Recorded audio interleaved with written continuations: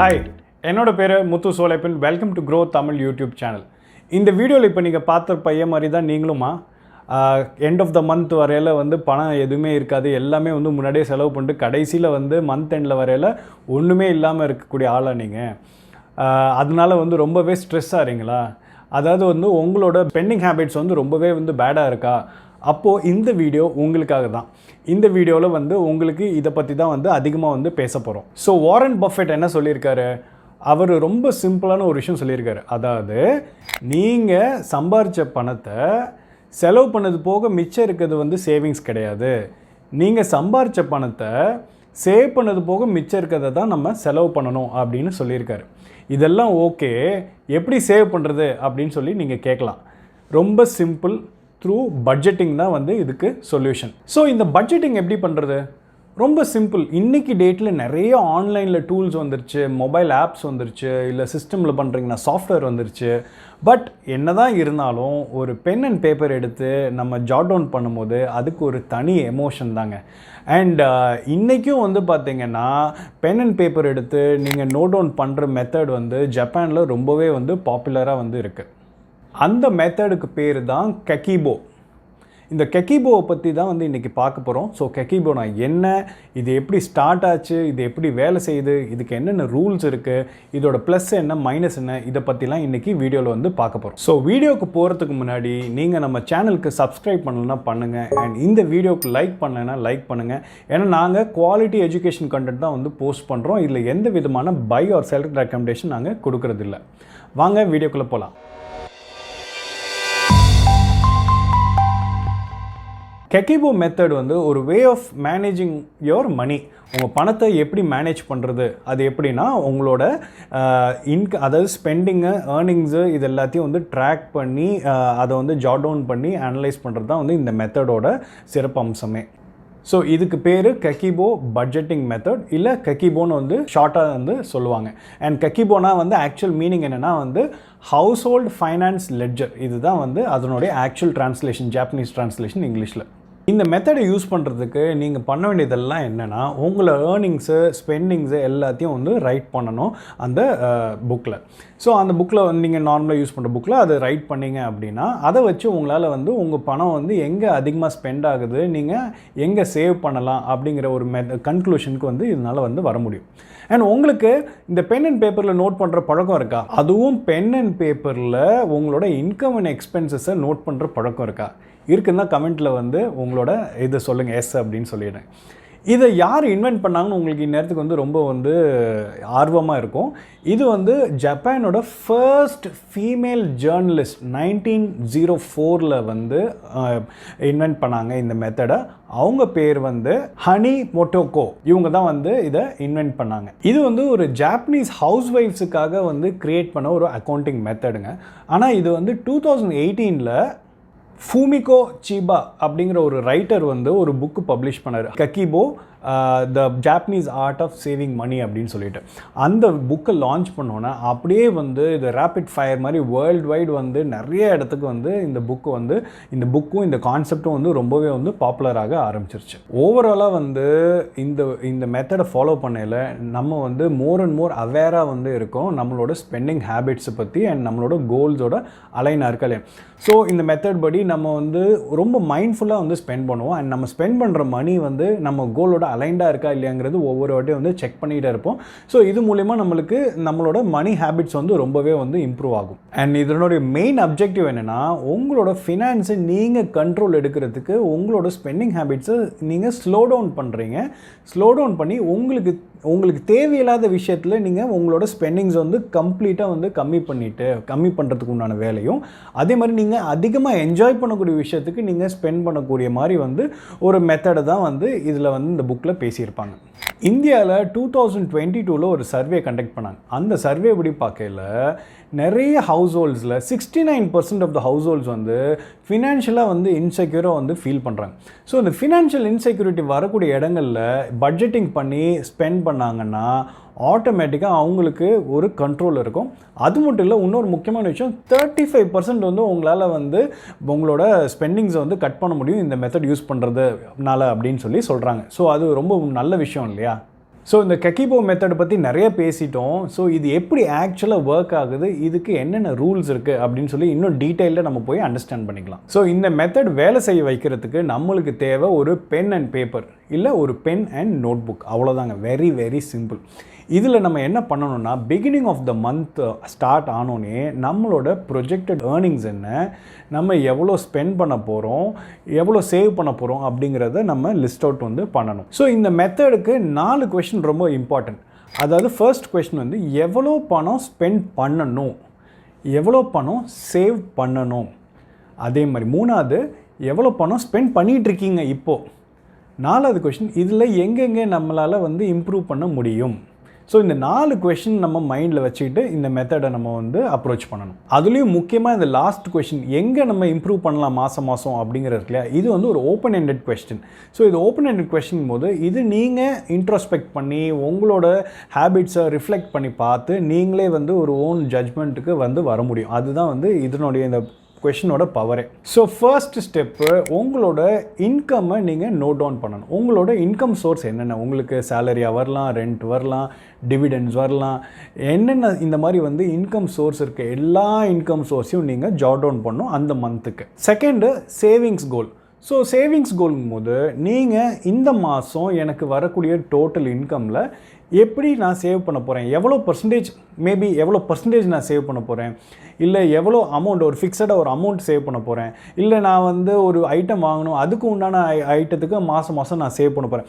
இந்த மாதிரி நீங்கள் ஒரு சேவிங்ஸ் கோலை வந்து நீங்கள் லிஸ்ட் அவுட் பண்ணணும். அண்ட் முக்கியமான ஒரு விஷயம், அது வந்து ரொம்ப ரியலிஸ்டிக்காக இருக்கணும். சும்மா இஷ்டத்துக்கு வந்து போடக்கூடாது, கோல்ஸ் போடணும்னு சொல்லிட்டு.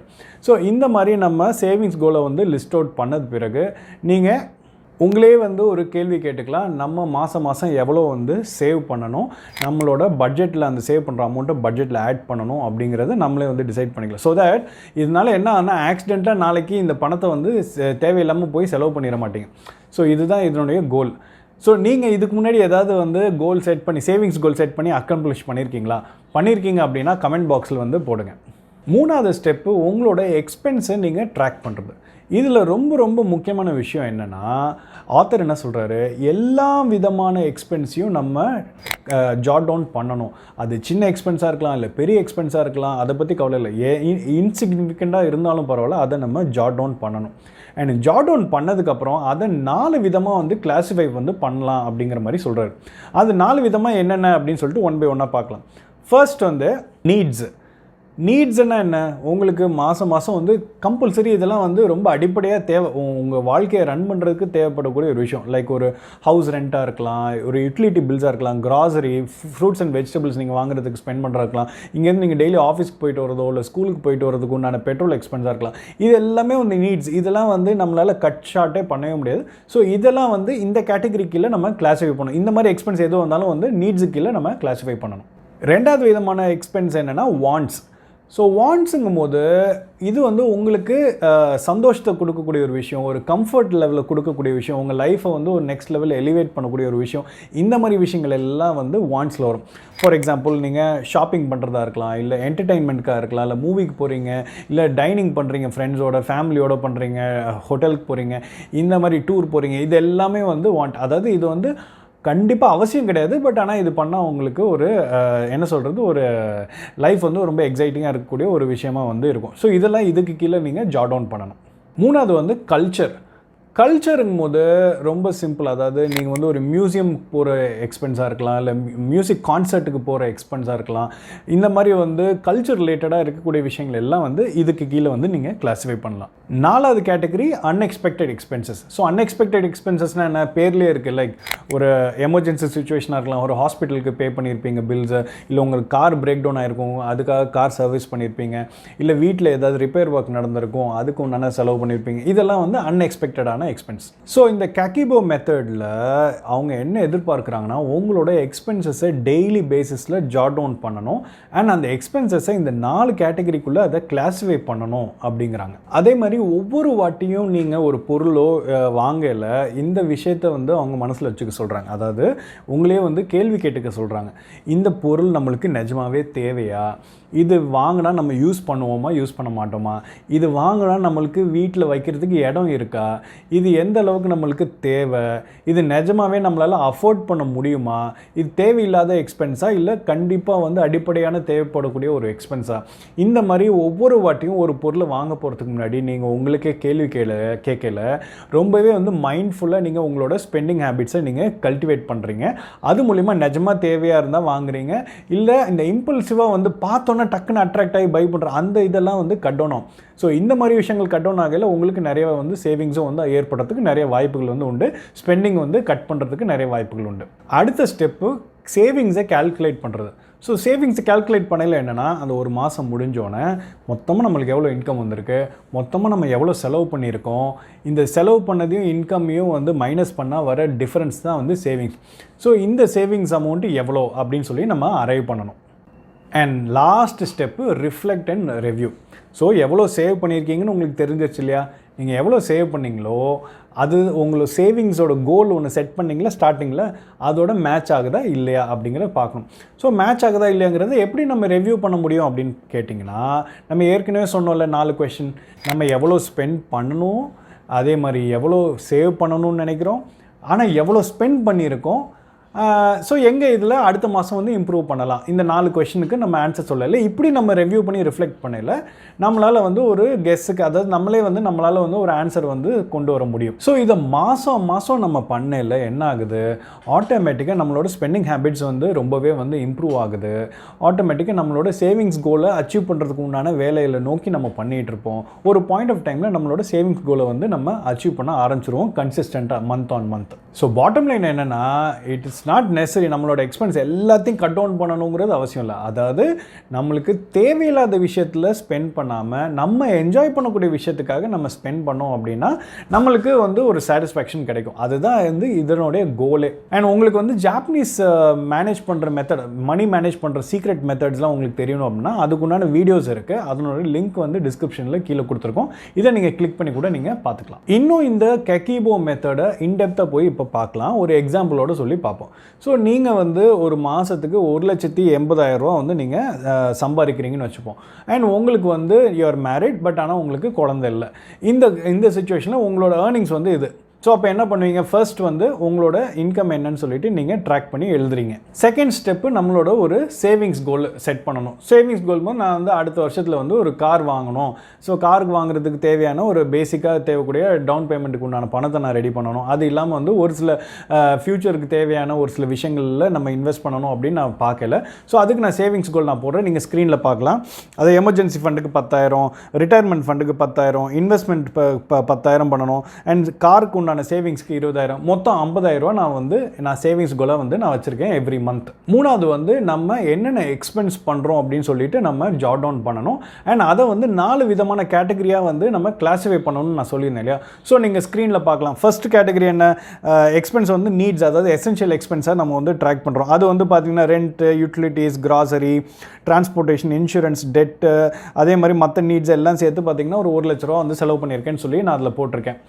ரெண்டாவது வந்து பார்த்தீங்கன்னா வாண்ட்ஸுங்கும் போது வந்து டிஸ்கிரிஷனரி எக்ஸ்பென்சஸ், நம்மளுக்கு என்ன சொல்கிறது, சந்தோஷத்தை கொடுக்கக்கூடிய ஒரு சில எக்ஸ்பென்சஸ், டைனிங் பண்ணுறது, என்டர்டெயின்மெண்ட் போகிறது, ஷாப்பிங், கிஃப்ட்டு, ட்ராவல், அந்த மாதிரி இருக்குது. இதெல்லாம் சேர்த்து கிட்டத்தட்ட ஒரு 23,000 போட்டு நான் ஜாட் டவுன் பண்ணியிருக்கேன்.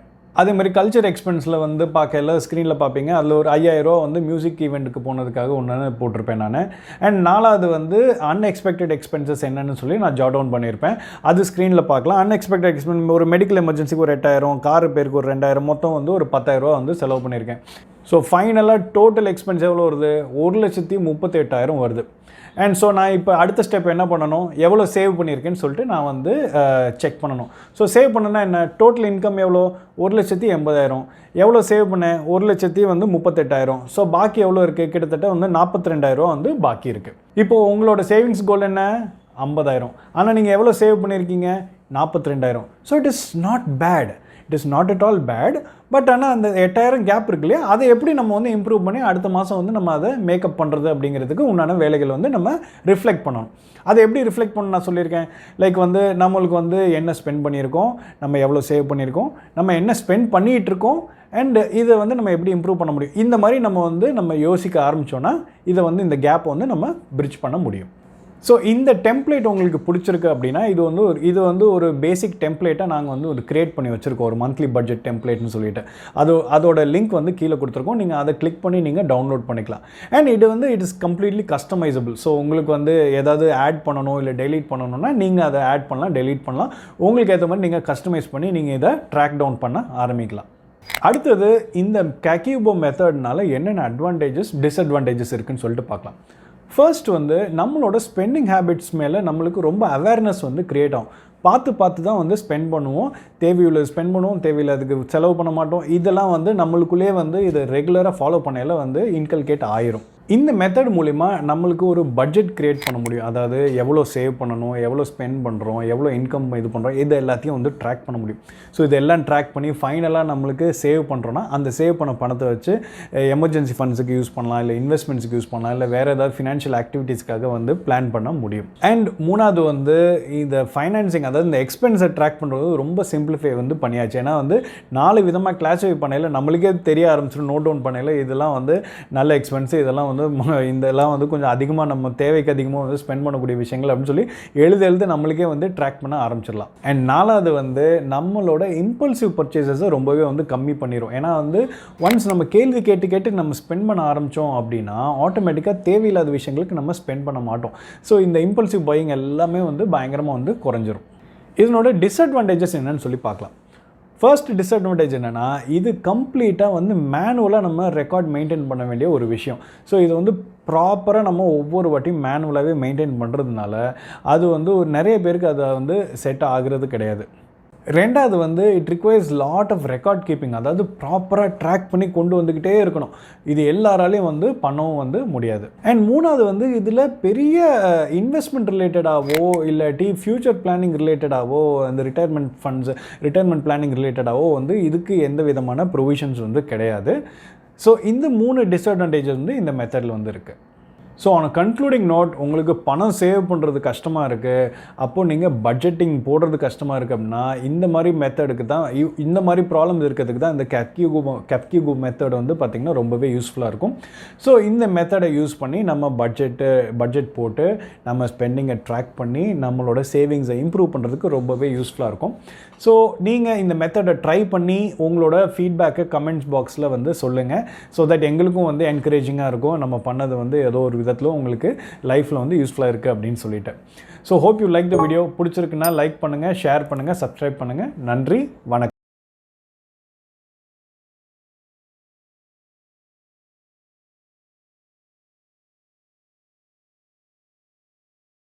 Investment in securities market are subject to market risks. Read all the related documents carefully before investing. Please read the risk disclosure documents carefully before investing in equity shares, derivatives, mutual fund, and or other instruments traded on the stock exchanges.